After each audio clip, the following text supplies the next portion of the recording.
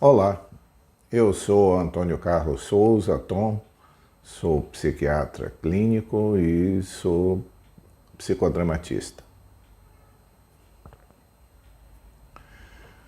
Por várias vezes vocês já me viram dizer ao longo desses 2 anos e meio que a arte chega melhor e primeiro do que a ciência nos meandros dos sentimentos, das coisas da alma, como se dizia.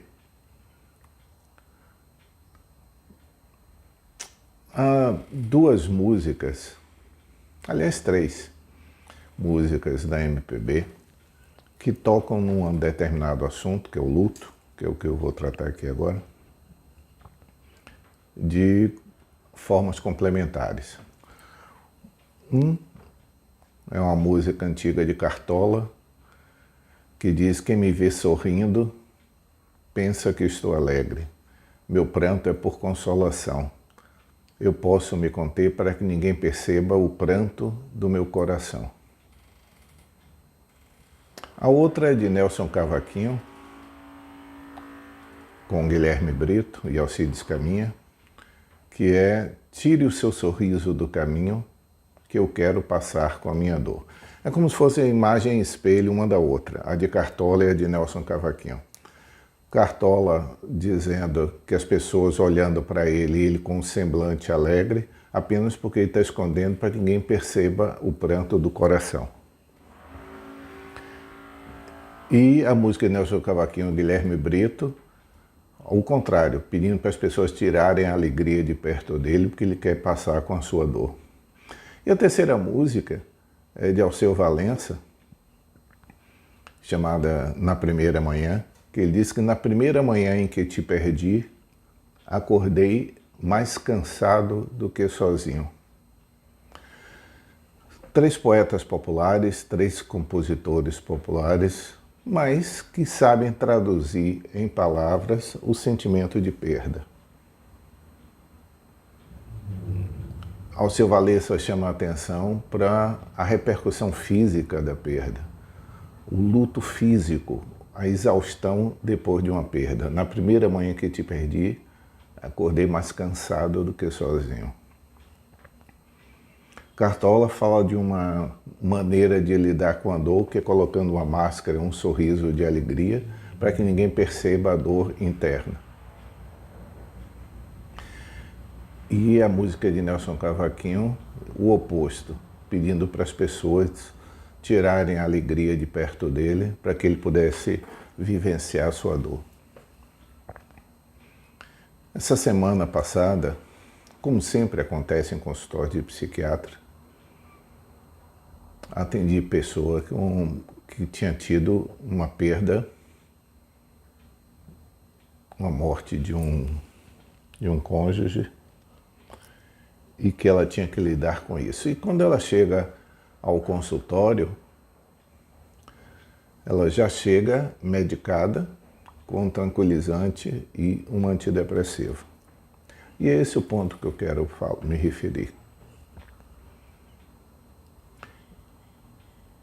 Qualquer que seja a medicação, sempre nós temos que pensar: para que nós vamos fazer isso? Qual o objetivo da prescrição de um remédio? No caso de um antidepressivo, por exemplo, qual é o objetivo? É reconhecido um episódio depressivo, tratá-lo. Só que todos os antidepressivos em uso levam cerca de 1 mês, um pouco mais, um pouco menos, para serem funcionais. Mas as pessoas prescrevem para quem perdeu, para quem teve uma grande perda, o antidepressivo imediatamente. Do ponto de vista prático, não tem nenhuma utilidade o antidepressivo nos períodos de luto. Luto não é depressão. Portanto, em tese, luto necessita acolhimento, luto necessita abraço, luto necessita compartilhamento, luto necessita silêncio, luto necessita seu próprio tempo. Depressão não pode ser diagnosticada numa pessoa que teve uma perda recente.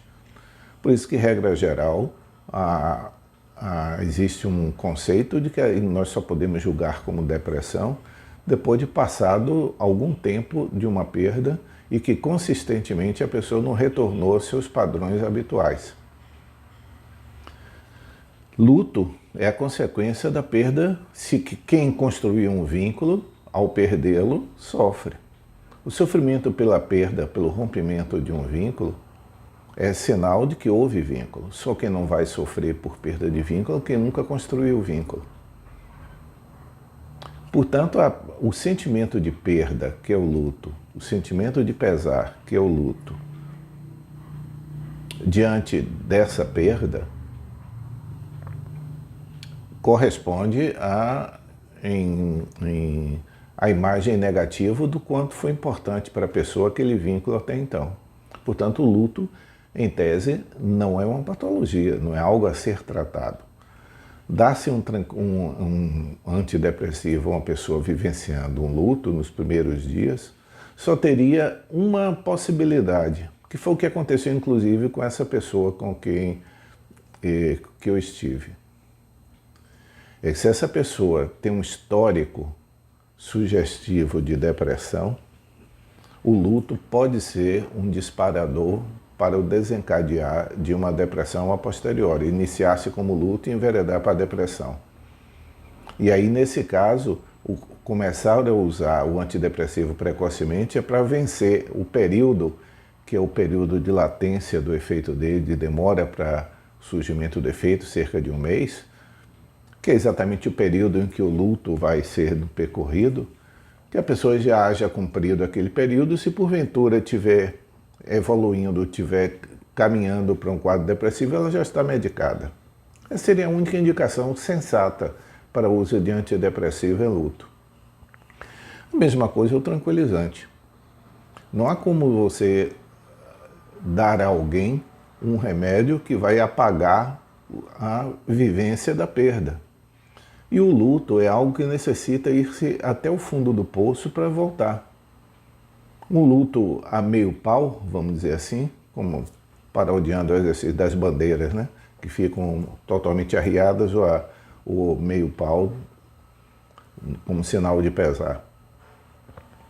Um luto na metade, obstruído por um tranquilizante, pode ser cobrado mais adiante como um sentimento de não ter sentido nada.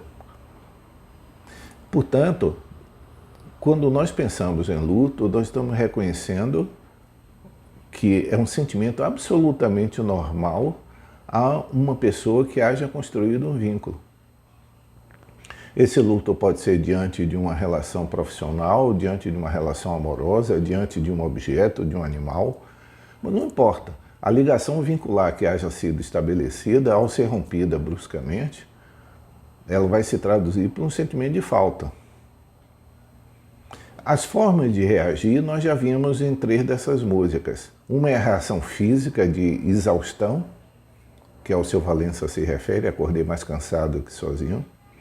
A outra é uma máscara de aparente normalidade e até alegria, aquela que Cartola se refere, quem me vê chorando, quem me vê sorrindo, pensa que eu estou alegre. Meu sorriso é por consolação. O sentimento dele de não deixar transparecer aos outros a sua perda faz com que coloque uma máscara de alegria e provavelmente será visto pelo outro como ele já superou tudo, ele está alegre. E a outra versão, que é de Nelson Cavaquinho, que é a versão oposta, que é o fato da pessoa deprimida ou da pessoa em luto não suportar muito o ambiente alegre em torno dela. É como se o gradiente ficasse muito distante, é muito pesado para ela escutar uma alegria quando ela está vivenciando uma perda, escutar uma risada quando ela está vivenciando a perda. Mas tudo isso, temporalmente, cronologicamente, há um tempo para isso acontecer. Todo luto, ele é uma curva assim. Ele termina em termos de sentimento. O cuidado que nós devemos ter sempre é com a música de Cartola. Não é uma pessoa, pouco depois de uma grande perda, estar com semblante alegre, demonstrando estar bem, e tomar-se isso como ela tendo metabolizado aquela perda. Pode ser que ela esteja vivenciando as coisas como cartola. Ela esteja impedindo que os outros percebam o sofrimento dela. Portanto, juntando todas essas expressões populares, de poetas populares e canções das nossas músicas, com a própria vivência do dia a dia, e lembrando que muitas vezes a medicação que é dada para uma pessoa que acabou de ter uma perda, muitas e muitas vezes é dada à pessoa que dá, está um tanto quanto preocupada com a própria sensação de impotência diante do sofrimento daquela outra. Então procura usar um remédio para que isso desapareça. É possível, tudo isso que eu estou me referindo, obviamente não pode ser uma regra. Há situações em que a medicação tranquilizante, no caso de desespero muito grande, mas sofrimento, como costumo dizer a todo paciente meu, sofrimento não é patológico. O luto é para ser chorado, não para ser tratado no sentido medicamentoso. E mesmo psicoterapicamente, o luto é para ser sustentado em primeiro lugar, ajudar a pessoa a lidar com a perda, e não interpretar o luto, vamos dizer assim, fazendo de uma forma um pouco caricatural. Então, resumindo esse assunto tão extenso, como dizia o criador do psicodrama, Moreno, que a nossa cabeça não é transparente, então olhar um semblante de uma pessoa não pode definir se essa pessoa realmente está bem ou está mal. Pode ser como cartola que a pessoa esteja usando uma máscara social para se proteger da exposição da sua dor. Outras pessoas vão lidar com essa dor se isolando ou da alegria dos outros, como é o caso de Nelson Cavaquinho. Em que aí sim, nós precisamos ter cuidado nesses dois aspectos, disso não levar a pessoa a sair de um luto e começar a colocar um pé no mundo da depressão. Qual a diferença? Talvez se expresse na palavra saudade mesmo, né? Cada um que nós esteja me ouvindo é capaz de dizer. Saudade é sempre um sentimento misturado, um sentimento de muita dor, mas simultaneamente é possível que a mesma razão do choro seja lembrar-se de algo alegre feito por aquele que se perdeu.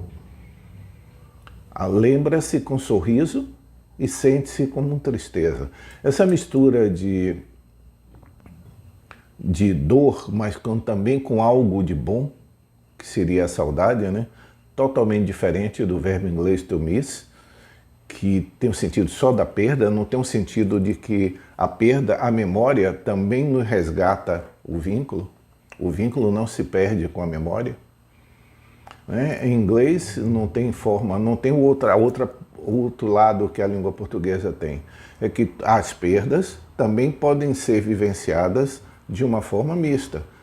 Tristeza por se recordar um momento alegre que se viveu. Sorrir e chorar simultaneamente. Cada um que não está me vendo aqui já pode ter sentido isso em algum momento da vida. Essas duas qualidades de reação diante de uma mesma lembrança. Enquanto nós estamos nesse terreno, esse terreno não é psiquiátrico. No entanto, se a pessoa que acabou de sofrer uma perda, está vivenciando um luto, tem um histórico depressivo, um histórico de alterações de distúrbio de humor, deve-se ficar atento para que não haja uma transição de um para o outro. Não é regra, é uma possibilidade que há que se ficar atento. Espero que haja sido útil para vocês.